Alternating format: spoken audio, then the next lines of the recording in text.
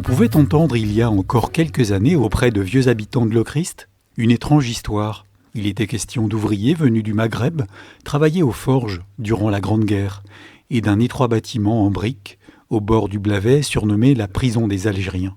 Avec le temps, la mémoire orale s'est effilochée et les détails du récit se sont perdus. En dépit de la pauvreté des traces écrites conservées, il nous est possible de cerner à grands traits les tribulations de ces hommes originaires d'Afrique du Nord mobilisés par l'administration française pour l'effort de guerre.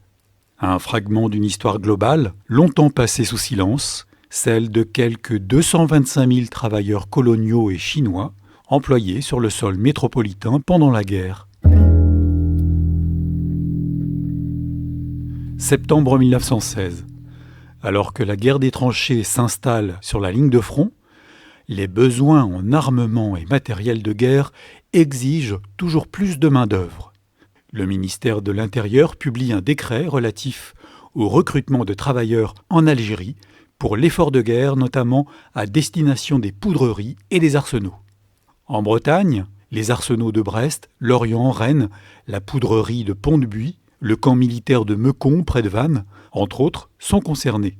Aux forges d'Hennebont, l'orientation de l'activité de la fonderie vers la production d'obus réclame aussi des bras.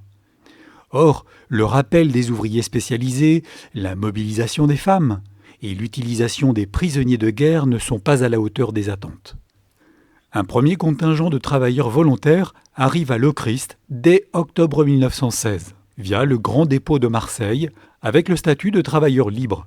Une cinquantaine d'hommes, plutôt jeunes, recrutés en Algérie pour une durée d'1 an renouvelable. Pour la plupart cultivateurs, ils sont employés aux tâches subalternes. En dehors des heures de travail, ils résident en baraquements regroupés et surveillés.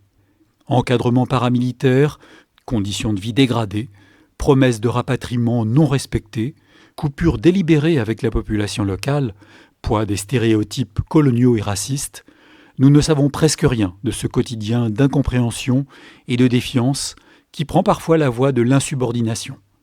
Comme à Lochrist en 1917, où certains Algériens seront de fait incarcérés dans la salle de gymnastique des forges en attendant un transfert au dépôt de Marseille. La mémoire orale locale s'est cristallisée sur ce traitement autoritaire. Suggère-t-elle le choc et la désapprobation populaire face au comportement de l'administration française vis-à-vis de ce prolétariat d'outre-Méditerranée?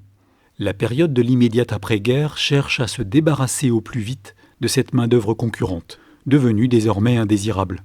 À la fin de l'année 1919, la majorité d'entre eux ont quitté la métropole.